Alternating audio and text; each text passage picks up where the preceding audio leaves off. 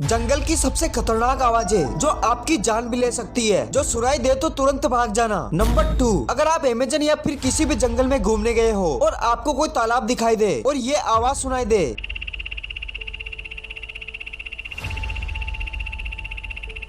तो तुरंत वहाँ से भाग जाना। दरअसल ये एक मेंढक की आवाज थी जिसका नाम पॉइजन डार्ट फ्रॉग है, जिसे देखकर आप छूने की गलती जरूर करोगे, लेकिन ये आपकी आखिरी गलती होगी क्योंकि ये दुनिया का सबसे जहरीला मेंढक है जो कि एक ही बार में अपने जहर से 10 इंसानों को मौत के घाट उतार सकता है। नंबर 1, अगर आप किसी घने जंगल में पिकनिक के लिए गए हो और नेचर का आनंद ले रहे हो और तभी आपको ये आवाज सुनाई दे। अबे साले सॉरी